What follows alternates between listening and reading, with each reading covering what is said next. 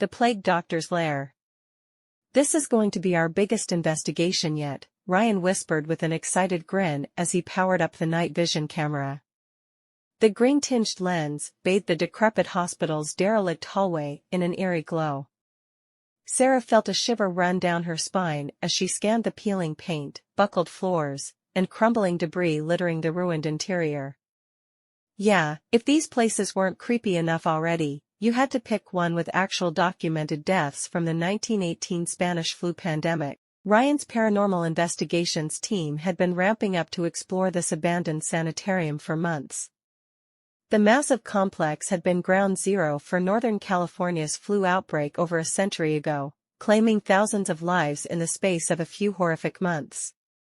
Tales of staffers being driven mad by the sheer scale of death soon emerged, along with darker whispers of unauthorized experimenting on patients in the depths of the hospital's bowels. Sarah was typically the level-headed skeptic of the group, but even she couldn't deny the ominous vibe radiating from every shadowed corner of the foreboding place. She tried to shake off her trepidation and focus on capturing any evidence of unexplained phenomena. "Where should we start?" she asked, fiddling with an EMF detector. "The old quarantine wing?" Ryan shook his head. "Nah, lots of groups have already thoroughly probed those areas. I want to start somewhere nobody has really explored, the subbasement beneath the surgery level. Some real sinister stuff is rumored to have gone down there." Sarah's uneasiness spiked, but she fell in alongside Ryan and the others through a gaping hole in the floor. The sublevel's crumbling foundation tunnel network had avoided looting and vandalism, unlike the rest of the main hospital. From the moment they stepped into the shadowy labyrinth, the air seemed to grow exponentially heavier and harder to breathe. High EMF spikes caused interference in their equipment with alarming frequency. Sarah nearly jumped out of her skin at every wind draft echoing from the blackness or skittering rodent noise. They pressed onwards undeterred until reaching a rusted metal door, barely hanging on its hinges. An ominous red cross had been daubed on its surface, with what Sarah really hoped was faded paint. Ryan grinned back at them and carefully pushed the barrier open with a haunting groan of metal on stone. The sight within made Sarah instinctively recoil in revulsion. While the outer tunnels had been picked clean, this octagonal chamber was like a macabre time capsule of medical machinery and ephemera suspended in the aftermath of this place's final gruesome days. Steel slabs and gurneys with stained leather restraints lay frozen in the dimness. Sinks overflowed with shattered glass and spilled chemicals from beakers and tubing that had corroded over decades. Arcane-looking tools and blades, some still encrusted in unidentifiable filth or stains, littered side tables and trolleys left abandoned in permanent arrest. But what froze the group's blood was the bizarre, unsettling iconography adorning every wall and surface of the cramped space. Crude yet unmistakably intricate paintings of figures in elongated plague doctor garb were rendered over every visible inch of stonework and tile.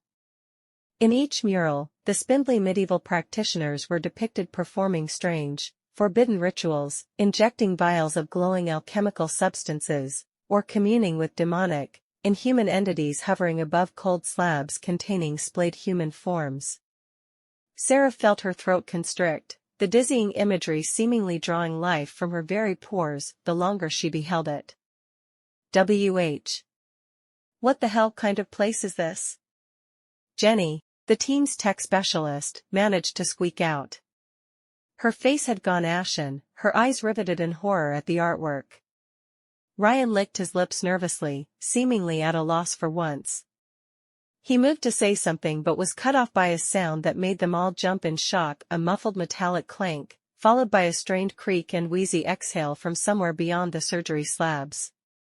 Sarah's heart seized as a hunched, gangling figure emerged from behind a bank of rotting equipment, slowly lurching into view with disjointed, shambling tread. She slapped a hand over her mouth to stifle the scream forcing its way up, realizing the entity was dressed in an unmistakable mockery of the painted plague doctor iconography covering the chamber walls.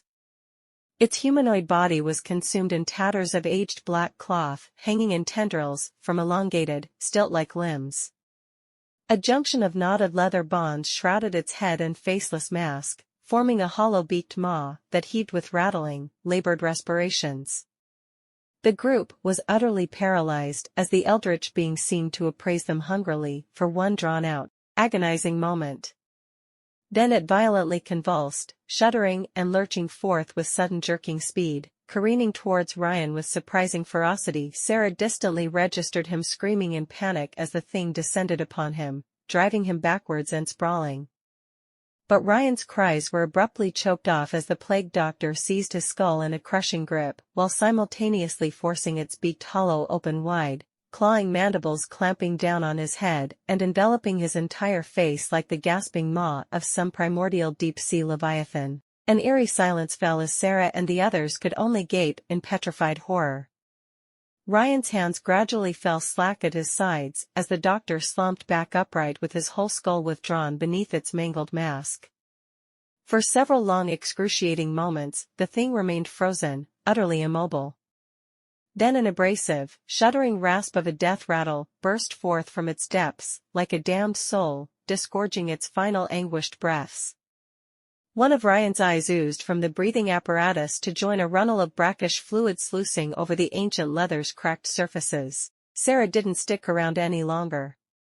She fled, followed by the others, her nerve finally shattered by that obscene display. Behind them, the plague construct reanimated in a burst of convulsive alien motion, dry heaves and shuddering clicks seeming to shadow their footsteps at all times no matter how far they fled.